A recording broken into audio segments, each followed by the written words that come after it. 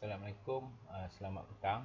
Berjumpa kita lagi dalam kuliah Diploma Teknologi Kimpalan DMB 3152, khusus penyambungan logam ataupun joining teknologi. PDPR bagi minggu yang ke-14, minggu yang terakhir. Kita masih lagi bincangkan kompetensi keempat, iaitu ikatan perekat ataupun adhesive bonding. Baik, kali ini kita akan bincangkan berkaitan dengan kekuatan sambungan ikatan perekat. Sebelum ni kita dah belajar bagaimana proses perekat, jenis perekat yang kita gunakan dalam kuliah kamu yang sebelum ni. Kali ini kita akan bincangkan khusus kepada kekuatan sambungan ikatan perekat. Kekuatan sambungan ikatan perekat kita bergantung kepada arah dan pengedaran tegasan yang terbentuk akibat beban yang dikenakan. Maksud ayat ini adalah kekuatan ikatan kita ini bergantung kepada arah daripada beban kita dikenakan. Beban ni kita boleh kenakan dalam beberapa keadaan. Contoh yang ada di sini, rajah yang menunjukkan kekuatan ikatan perekat apabila dikenakan beban. Okey, kita katakan dia ini adalah pull. Pull maknanya kita pull ni kita tarik lah. Tarik maknanya kita tarik projek tu. Ini objek dia, dua objek yang kita sambungkan dan ikatan perekat di tengah ni. Jadi apabila kita tarik, dia akan meregang kedudukan ni. Ini bebannya ke arah atas lah, dia beban yang berlawanan arah. Dan ini kita katakan P pula, kita ricih tadi. Tegasan yang kita tarik tapi kita ricih, maknanya kekuatan ni kita tarik di sini. Jadi kekuatan ikatan perekatnya di sini. Nampak yang biru ni, tanda biru. So ini kita katakan P lah, ricih tadi. Dan shear ni pun kita boleh tarik dari kiri ke kanan. Maknanya kita ada beban daripada kiri ke kanan. Ini adalah tiga keadaan yang mana contoh beban kita kenakan pada objek yang kita sambung. So di sinilah kita tahu kekuatan atau tidak kekuatan ikatan atau ikatan perekat dan jenis yang kita gunakan. Baik, kita lihat pada contoh yang lebih detail lagi. Ini kita katakan contohnya, kita boleh katakan kita lekatkan dua objek, ditarik pada dua-dua bahagian ni. Jadi ini kita katakan kegagalan, cohesive failure of adhesive. Ini menyebabkan kegagalan pada ikatan kita apabila kita guna beban. Itu sebab kita kena guna perekat yang sesuai, perekat yang sesuai dengan beban yang akan kita gunakan. Kemudian kalau kita tengok ni pula, kita lekatkan tapi kegagalannya pada bahagian hujung. Kemungkinan ada composite adherent, maknanya ada benda asing ataupun ketidakakuran masa kita meletakkan, mana kita tidak mengikut masa yang tertentu. Bila kita gunakan perekat tu ataupun gum tu ataupun bonding proses tu, kita tak ikut masa dia ataupun perekat yang tidak sesuai lah. Dan ada lagi bila kita tarik beban, dia boleh patah, fatigue, crack, patah sini. Maknanya kalau kita tarik perekat di bawah ni, tapi bila kita tarik, dia akan menyebabkan kegagalan pada bahagian benda asas kita sambungkan. So ada juga yang ni, walaupun maknanya kekuatannya kita tahulah, maknanya kalau kita tarik tu dia tidak gagal semua, tercabut semua, dia masih ada kuat. Kalau gambar rajah yang di bawah pula menunjukkan kegagalan kalau kita tarik. Yang ni kita tarik dia okey, yang ni ditarik dia tercabut sikit, yang ni kita beban kena dia tertanggal. Kemudian yang ini kita ketuk pun dia tak memberi kesan. So ini sebenarnya adalah arah aliran beban yang kita kenakan dan menyebabkan kegagalan pada sambungan yang kita buat menggunakan ikatan perekat. Dia ada beberapa peraturan asas lah dalam kita reka bentuk sambungan perekat ni. Jadi reka bentuk ni amat penting lah. Reka bentuk amat penting. Tegasan pengubasan, peeling dalam bahasa Inggeris, dan pembelahan cleavage hendaklah minima. Maknanya kita kena faham lah. Reka bentuk ni kita kena pastikan nanti tegasan ni akan lebih rendah. Kemudian kita ada tegasan ricih. Kita baikkan, kita gunakan tegasan rinci adalah baik dicadangkan daripada tegasan regangan. Maknanya kericih ni kalau kita lihat gambar rajah sebelumnya lah, kita kata tegasan rinci shear ni dia lebih baik daripada tegasan ni, maknanya dia kekuatan dia lain.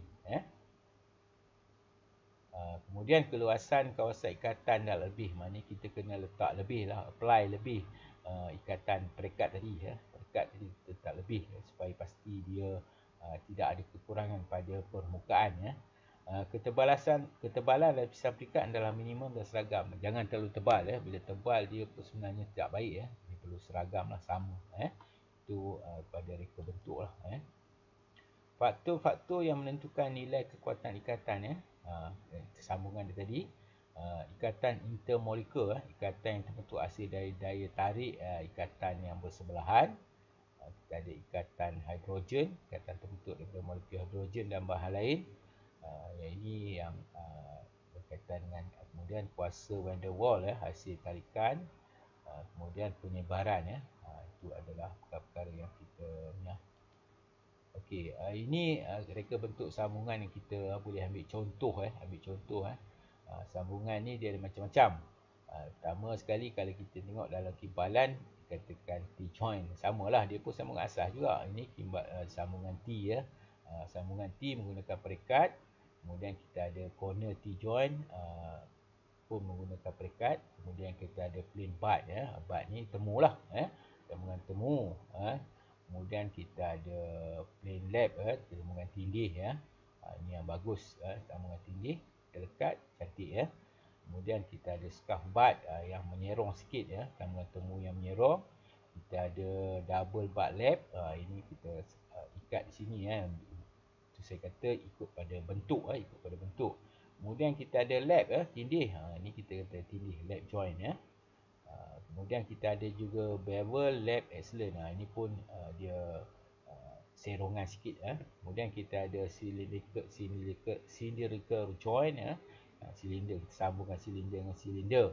Kita ada juga double lap, kita ada double lap, mana kita sambungkan 3 bahan sekali. Double lap, kita ada strap good, ini bentuk T. Kita ada double strap, ada bentuk macam I. Kemudian kita ada bevel double strap. So ini adalah contoh-contoh sambungan pada perekat. Okey, kegagalan ikatan perekat. Terdapat 3 kemungkinan mekanisme kegagalan ikatan perekat ni. Pertama sekali kegagalan struktur lah. Kegagalan struktur ni maknanya struktur ikatan kita tu tidak betul.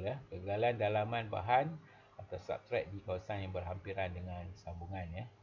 Kemudian kegagalan perekat ni kegagalan antara muka mengakibat pemisahan salah satu substrat daripada lapisan perekat. Kemudian kegagalan kohesif lah, kegagalan kohesif dalam lapisan perekat yang mungkin sebab tidak mengikut peraturan pengguna. Okey, ini kita lihat sambungan lekat perekat. Sambungan lekat perekat, saya tunjuk contoh lah. Kalau kita buat sambungan, kita nak buat reka bentuk ni salah lah. Kekuatan sini tak ada. Jadi untuk tambah kekuatan, reka bentuk ni penting. Reka bentuk ni untuk kita katakan lap tadi, kita sambung ni, maknanya luas permukaan yang dikenakan ikatan perekat tu lebih, maknanya kekuatan akan lebih. Ini pula sambungan kemiti, maknanya kita sambungan T, maknanya ini semua bahagian permukaannya terkena ikatan perekat. Kemudian kita ada sambungan temu ataupun butt, maknanya kita sambungkan bahagian ni, kita sambungkan pada daya dikenakan pun, kekuatan tu adalah lebih kuat lah. Tapi pastikan ikatan perekat ni kita penuh pada luas permukaan dia. Dan ini adalah ikatan sambungan tube, sambungan tube yang mana kita sambungkan keseluruhan tube yang silinder yang kita gunakan. Okey, kekuatan sambungan perekat ni kita boleh uji, kita boleh uji dengan peel test. Peel test, kita nampak peel test ni kita tarik, nampaknya ada ini sambungan, kita tarik dia, dan kita nampak dia akan daripada asal before kita kena beban, selepas kita kena beban, dia nampak walaupun kekuatan dia tidak perekat masih berfungsi dengan baik, tapi logam sedikit mengalami herutan. So di sebelah kanan ni saya tunjukkan contoh lah. jadual yang mana kita tunjukkan ujian yang kita jalankan, field test yang kita jalankan, field test ujian ni kita jalankan, dan hasil yang kita dapat pada perekat tadi pada ikatan perekat, kita tahulah berapa dia punya kekuatan tensile yang diperlukan untuk mematahkan ikatan ini Okey, semasa kamu menggunakan ikatan perekat ni, saya suka kamu mengamalkan beberapa perkara lah. Pastikan kamu memakai alat PPE, berhati-hati semasa aktiviti atau proses, dan sentiasa mematuhi arahan dan berhati-hati semasa menggunakan peralatan tangan. So, ini penting sebagai kamu langkah keselamatan menggunakan perekat ataupun bonding proses. Jadi bahan rujukan dalam kuliah ni ialah bahan rujukan yang ada pada kamu nota pembelajaran kamu, dan saya ada sediakan dua YouTube link yang mana yang menunjukkan proses testing berlaku ataupun penggunaan field strength test tadi field strength test maknanya ujian tu penting untuk kamu tahu. Kita dah bincang pun sebelum ni ujian yang diambil field strength test ni untuk menguji kekuatan ikatan perekat jadi ini boleh menambahkan pengetahuan dan kamu punya kompetensi akan bertambah lah saya harap kamu boleh lihat kuliah-kuliah secara online ni dengan menekan link Okey. Saya rasa itu saja kuliah kita bagi minggu yang terakhir atau minggu 14 ni.